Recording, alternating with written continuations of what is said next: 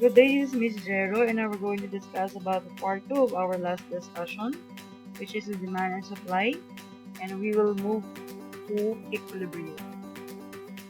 Before we begin, I want you to have your notes and ballpen so that while I am discussing, you're taking down notes. Alright, so based from the definition, equilibrium is dictates by the price, or what we call equilibrium price, at which the quantity of the kind of good that buyers are willing and able to buy, which is the quantity demanded, and the quantity that sellers are able and willing to sell, that is quantity supply. So if the demand and supply become equal or balanced, it's so-called equilibrium. For our next bullet, since the quantity demanded and quantity supply are the same, these are singularly referred to as equilibrium quantity, or the QE.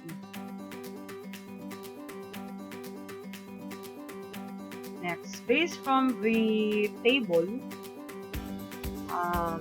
our example for the market demand and market supply for the rice, we have the kilos, price in kilos, okay, and also the quantity demanded in kilos also, and also the quantity supplied in kilos again. So basically, if the prices increase, the demand will decrease, and if the prices increase again, the supply will increase. So again, bakit po ito nangyayari? Dahil tumataas ang presyo, si consumer, nawawala na siya ng demand to buy a product. Why? Because the price become high. However, in the eye or in the mind of the businesses, if the price of products become increased, so anong ginagawa? They are tend to have more supplies. Okay. So as you can see, in our demand and supply, naging balance po siya. Ibig sabihin, parehas silang 40. They meet because the price is 30. Always keep in your mind again that supply and demand become meet or nagbi-meet sila, depende po yan sa presyo. Alright, so based on our demand and supply curve, we have some scheduled. Okay, ito rin po yung kanina sa aking previous slide.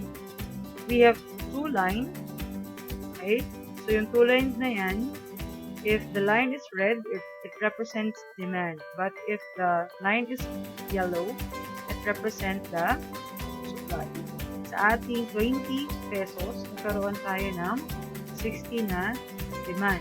Bakit po? Kasi po, mura yung price. But in the eye of the businesses or the supplier, dahil mura ang presyo, hindi muna ako mag-supply, hindi ako mag-titinda. Bakit? Kasi po, konti or minimal lang yung aking magiging benta.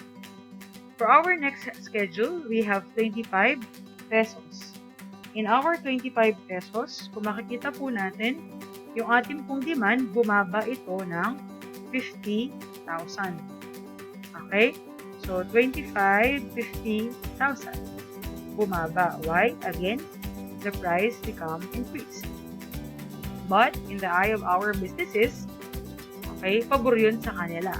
So, kaya po ang gagawin nila, magsusupply po sila ng mas madami. Next, in our equilibrium price, which is the third scheduled, we have the 30 pesos, and then, nag-meet po ito ng 40,000. Both supply and the demand. For our fourth schedule, we have 35 pesos. So, 35 pesos naman po, dahil mas lalo itong tumaas, ang nangyari po sa ating demand ay unti-unti na pong nawawala or nababawasan. However, it is contrast with our supply, no? Mas tumaas ang ating quantity supply by 50,000. Next, for our last schedule, ito na po yung pinaka-maximum na price natin. Mapapansin po natin, mas lalong tumaas ang presyo, mas lalo pong nawala ng demand. However, in our supply, nung mas tumaas si price, mas dumami po ang gustong mag-supply.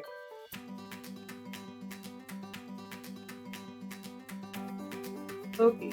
So, ano pong nangyayari sa ating market kapag po hindi nag-meet ang quantity supply and quantity demanded?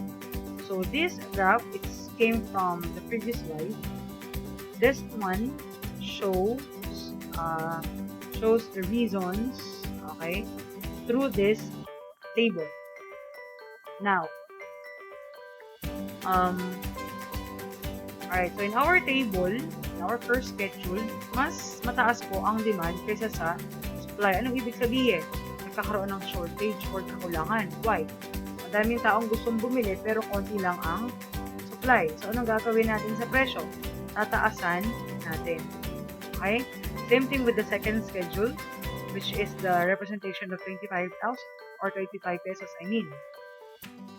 For our third schedule, ayan, nagkaroon po tayo ng meet or nagkaroon po tayo ng balance or naging equal po ang ating demand and supply. So, in that sense, okay, it deals with equilibrium. So, ano pong adjustment sa ating presyo? Wala na po. Kasi nga po, they are balanced. Okay, in contrast with our shortage, we have the surplus. Okay, bakit po nagkakaroon ng surplus? Is it because mas madami po ang nagiging supply kaysa sa nagiging demand? Okay? So, ano pong gagawin natin sa presyo? Para po yung supply natin hindi matulog, no? Maging pera. So, what we'll do is to downward or to give low prices to our products.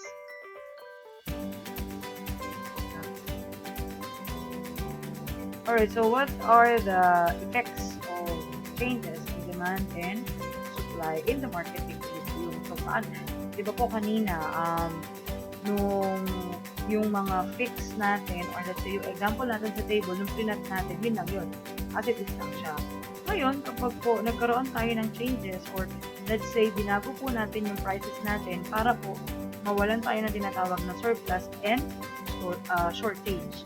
So, ito na po yung magiging, or these are the effects of the supply and demand kapag po nagkaroon na tayo ng market equilibrium. Ibig sabihin po, yung ating demand curve or supply curve, nagbabago na po ang nagiging takbo ng ating demand curve.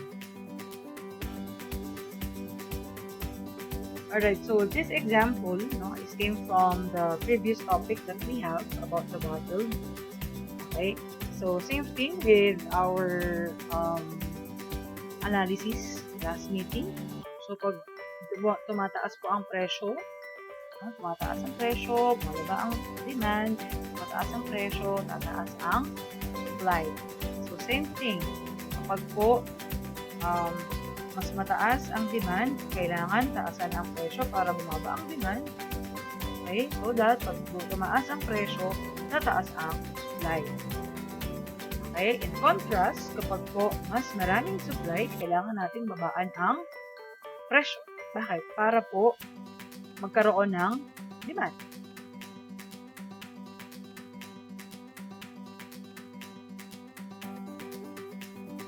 Okay, based on this shift in demand in the new equilibrium, okay, yung nangyari po sa ating first demand, ayan, D1, okay, ito yung D1 natin, yung dark blue. We also have the price one, okay, this one, okay, and also we have the supply. So, yung supply natin wala pang pagbabago. Kaya pinag-uusapan lang natin dito yung demand. Okay? So, ang nangyari po dyan, no? Okay? Dahil po nawalan tayo ng tinatawag na, or let's say, hindi po nag-meet ang supply and demand, okay? Magka-adjust po si demand. Paano po siya mag-a-adjust? Okay, ang gagawin po niyan, no? Gagawin po, dahil mataas po ang nagiging demand, tataasan po natin ang presyo. Okay, bakit? Para po, unti-unting mabawasan ang ating demand.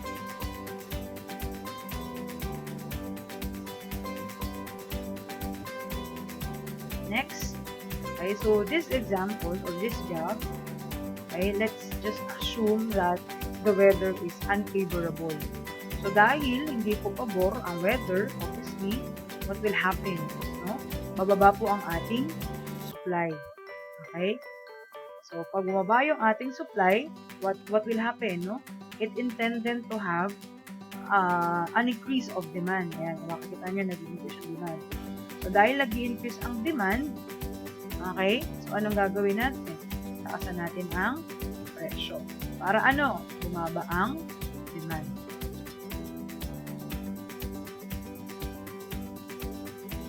Okay, if we're going to work the demand and supply together, okay, so this is the note about the graph. An increase in income shifts the demand curve likewise from D1 to D2. So, dahil nga tumataas ang income o tumataas ang allowances natin, obviously tumataas din yung ating demand. Why? Because we have the capability to pay or to buy a certain products.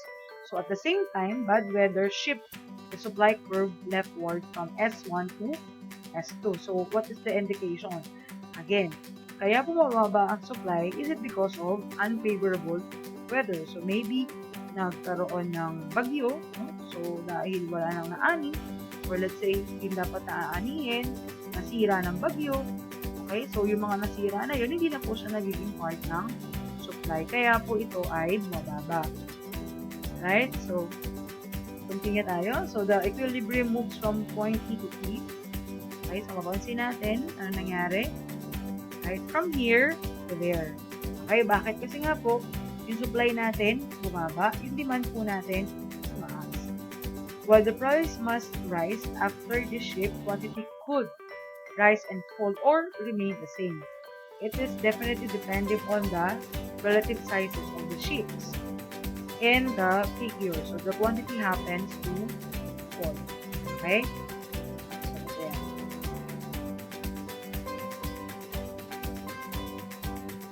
Okay, so now, what will be the effects of simultaneous shift in the supply and demand? Okay, so wag maguluhan ha. First, increase in supply. So kapag po tumaas ang supply, anong mangyayari sa presyo? Okay, so obviously, anong gagawin natin? Para po hindi masayang ang ating supply. Bababaan po natin ang presyo para po ito ay mabili agad. So dahil bumaba ang presyo, the demand will increase. Okay.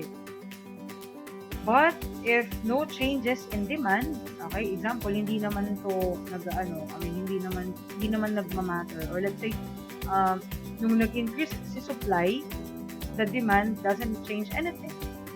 Okay? So anong gagawin natin? Still, babaan pa rin natin ang presyo. Bakit?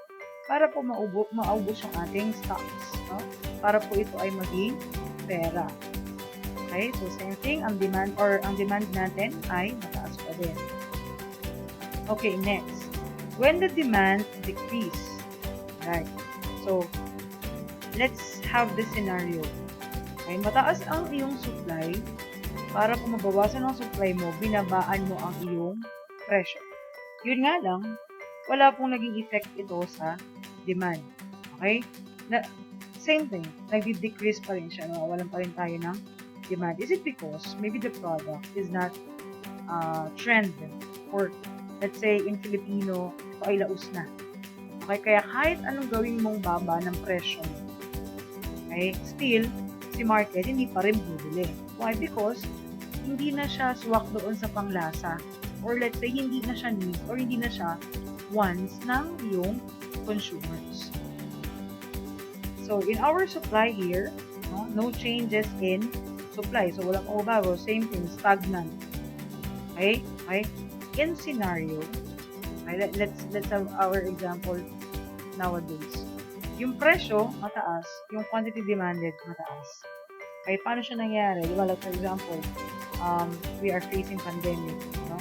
Nung nagkaroon ng pandemic, kahit gaano kamahal ng facial face mask, bumibili pa rin tayo. Why? Because that is demand in a certain situation, even though the price are high. So, same thing, there's no changes in our price or even our quantity. Alright, so ngayon, kung mapapansin natin, ang tao, we are used to have COVID now, diba? That's why yung mga yung mga quarantine natin, unti-unting nababawasan, no? Kung dati naging ECQ, naging MCQ, hanggang sa naging VCQ. So kung mapapansin natin, yung mga demand natin with face mask or face shield, unti-unting na nababawasan. Okay? So dahil nababawasan na yung demand natin, so ano ginagawa ng mga supplier? Binababaan nila ang presyo. Even sa market, diba? Before, ang face shield, magkano? Nasa 100 plus. Ngayon, if you go to Monumento, may magbibili ka 10 piso na lang. So again, it depends on the scenarios. No? It depends with the situation in the market or even in our economy.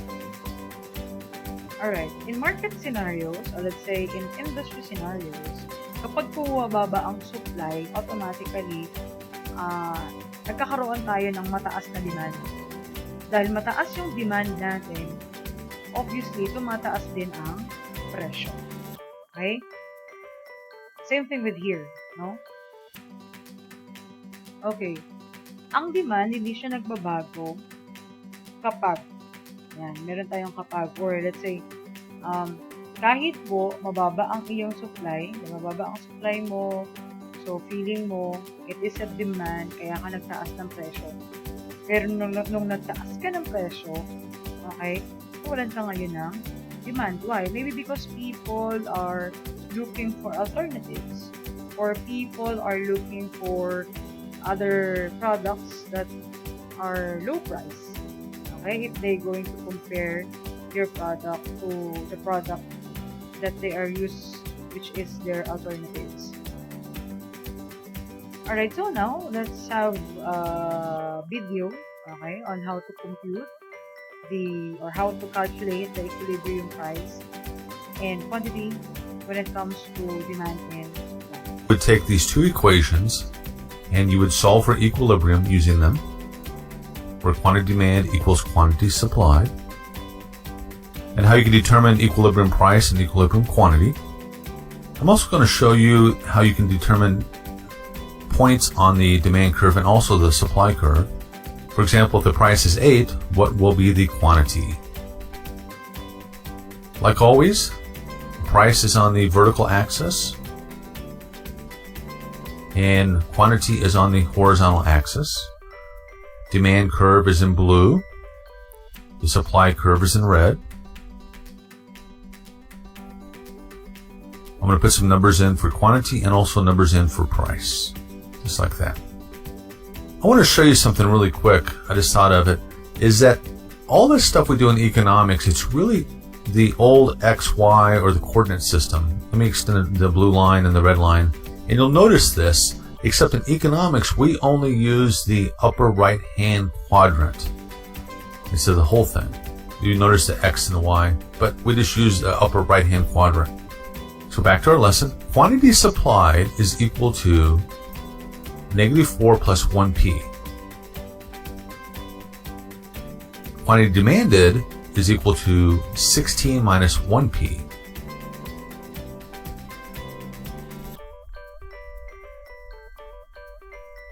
The slope of the demand curve is -1, and that's that -1 right there.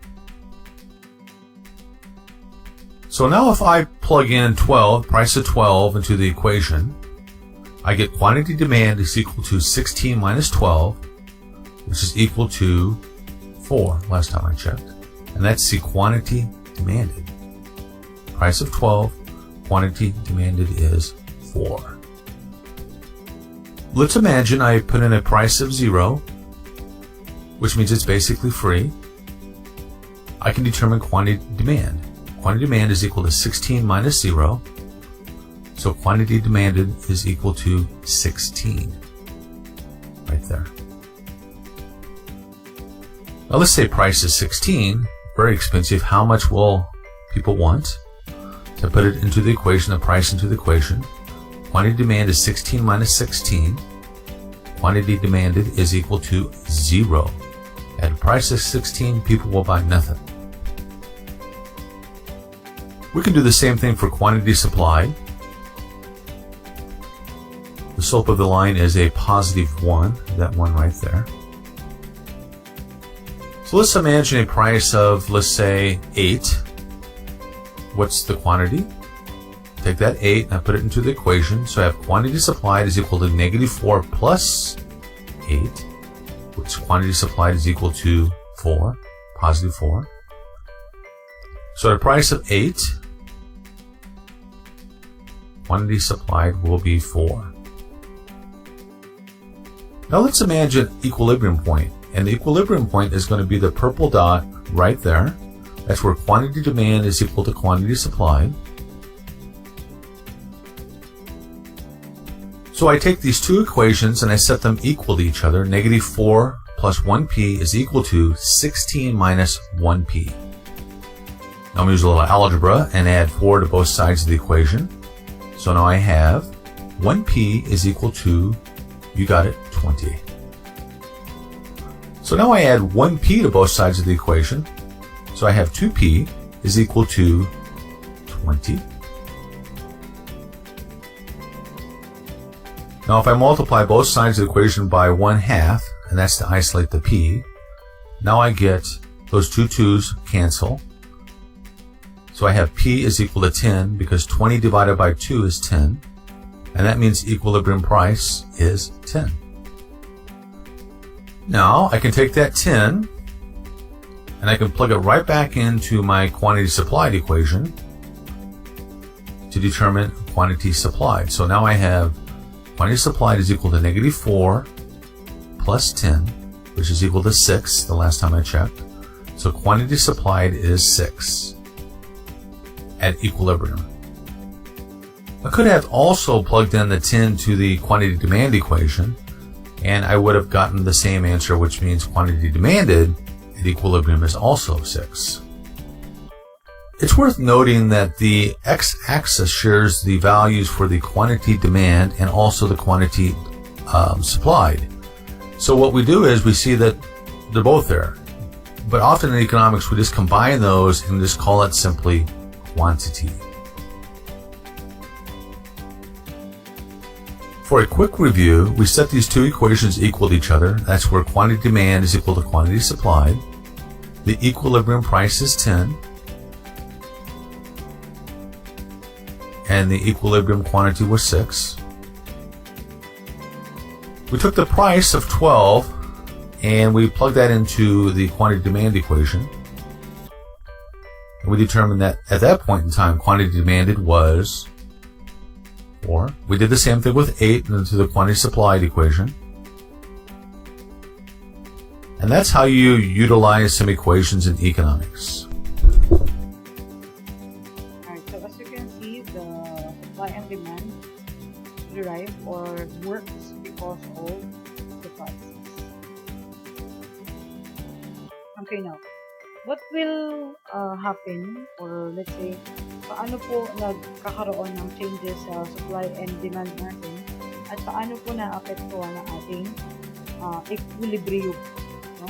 Dealing with economic activities in the market. So, we have the so-called government interventions in market. So, si government, ang ginagawa niya, ini-intervene niya, or let's say,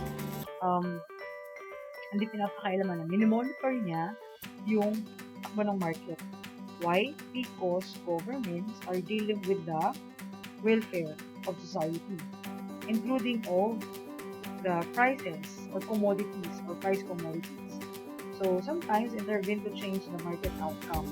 Bakit? Maybe because the seller or businesses put high prices. Or let's say, si supplier masyadong mababa yung presyo niya. So dahil mas mababa yung presyo niya, okay, what will happen? No?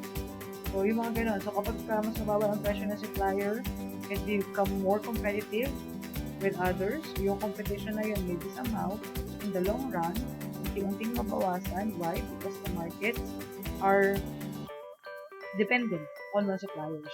So which is, pag nagiging dependent ang consumers or clients or suppliers, hindi na po nagkakaroon ng tinatawag na hindi na po nagkakaroon ng tinatawag na healthy competition. Okay? Because the competition is not fair. Right? So, kaya po si government, sinecheck niya ay dapat halos pare-parehas lang yung presyo. If you're going to go to supermarket, okay, tingin kayo dun ng dilata. Yung dilatang masa. Okay? Kung mapapansin niyo po, yung prices nila, magkakatabi. Let's say, pag sinabi magkakatabi, hindi ganun katataas yung difference. Depende na lang kung yung dilata na yun ay galing sa or imported or whatsoever. So yun, dun lang nagbabago. Okay? Pero kapag po tinignan mo yung commodities natin, halos pare-parehas ang po sila ng presyo. And that's how government intervene. Why? Because those commodities are necessities. Okay? So that's why government always take a look on the prices. Okay? So, kahit the market, yun yung sinasabi ko, so paano po nagkakaroon ng intervention?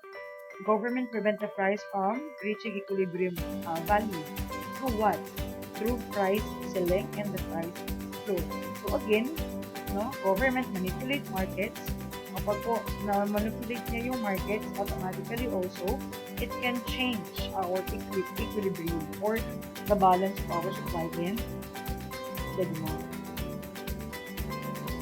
Okay, so ano po ba yung tinatawag natin na price ceiling? Kasi sinabi yung price ceiling, ito dapat yung presyo mo hanggang ganito lang kataas. Hindi na siya pwedeng magbiyan.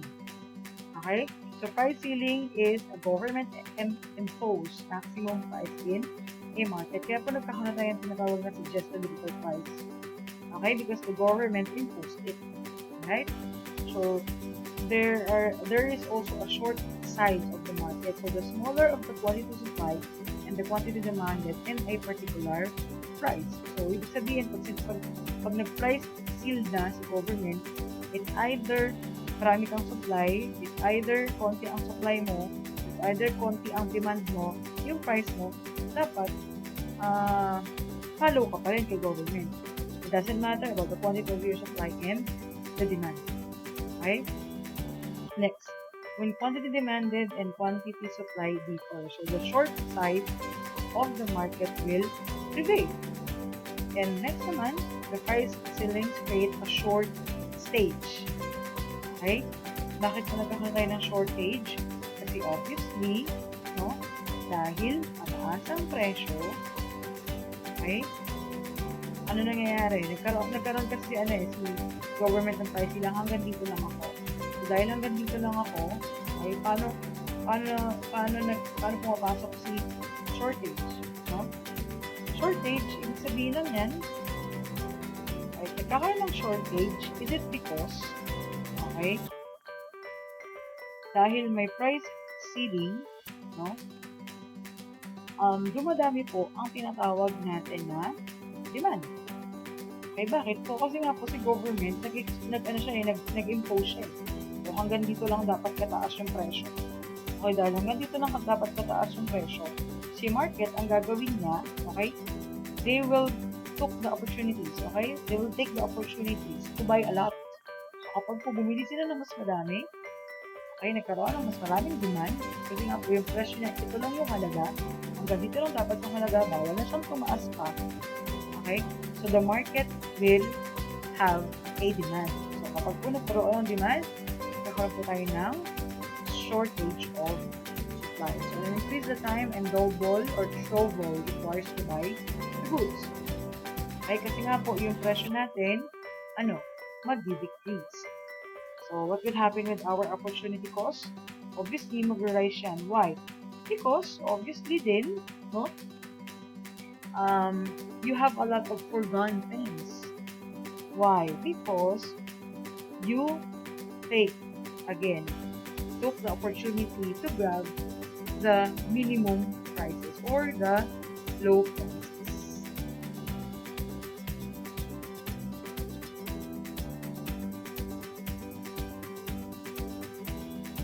So, ano po nangyari, kapag po nagkaroon tayo ng price ceiling? So, again, we have the maple syrup. Yung ating example pa rin kanina. Okay, so, in our graph, nakikita po natin a price ceiling lower than the equilibrium price. So, sabi ni government, okay, kahit ito yung minamandate ng market natin para po hindi tayo magkaroon ng shortage or let's say surplus, Pag sinabi ni government na dapat $2 lang, yung presyo mo dapat $2 lang talaga. Right? So, what would happen with the supply? Obviously, bababa siya. Bakit? Kasi nga po, mababa lang ang presyo. So, what will happen with our demand? Tataas. Why? Because the price decrease. Okay, so ano naman po yung black market? Maybe somehow you heard about the black market or underground kind of whatever. When we talk about black market, okay, black market is definitely a market that have illegal activities. Okay? So, at the price above the legal ceiling. Kaya ulitin natin, yung mga nasa black market po, obviously, they are illegal. So, somehow, the price will become more, or let's say, the price will higher in our equilibrium prices. Kasi nga po illegal siya. So, the more na illegal ang isang product, the more na, dahil illegal siya, konti lang yung nagsusupply, dahil konti lang yung nagsusupply, madami ang demand. So, dahil madami ang demand, tumataas ang presyo. Bakit? Kasi nga po, illegal. No? These are not controlled by the government. The unintended consequences of price ceiling. So first we have the long lines. Having long lines, a lot of people, so a lot of your customer or consumers are in to buy your products. Next is the black market. So somehow, nagkakaroon ng tinatawag na hindi pagsunod sa batas. Why? Maybe because yung mga business natin, they cannot earn much because the government dictates the price. And often higher prices. Sabihin, sabing higher prices, ang gandun lang. No? I mean, ito na yung pinakamataas.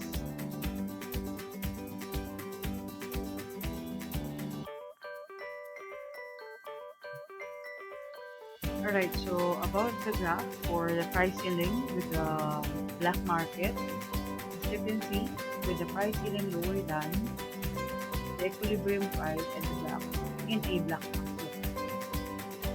Mapapansin po natin, pag bumaba po ang presyo, obviously, the quantity supply will become low and will sell for a price even higher than the equilibrium price. So, dito naman pumapasok ng black market. Ibig sabihin, hindi naman masama. It just so happen na nagiging illegal siya because these businesses are not following the rules by the government. Alright, so next we have the price floor. Yung price floor po ay kabaltara ng price ceiling. So, kung kanina, si government, nag-impose siya ng maximum price in the market, this time, minimum price na lang. The purpose is to help the sellers. So, the price floors for agricultural goods. So, kapag po nagkakaroon tayo ng price floor, okay, so dito po nagkakaroon ng support system when it comes to our agricultural products. So, surplus. So, excess supply not eliminated by by a fall in price. So, pag may price floor tayo, surplus or surplus, nagkakaroon tayo ng mas madami or let's say, mas excess na quantity of supply. So, the temptation is to sell the surplus below the price floor. Bakit nga po? Kasi nga po, para po yung ating inventory or yung ating stocks ay maging pera at hindi lang po siya nakastock sa ating mga warehouses or let's say, nakastock sa mga bodega. So, the government purchased the surplus. So, ito po yung ako sa NFA natin, o kaya sa mga bigas. Kapag po may mga sobra, mga product, ginagawa po ng government, sila na po yung bumibili, and then, somehow, they do some programs to help some communities.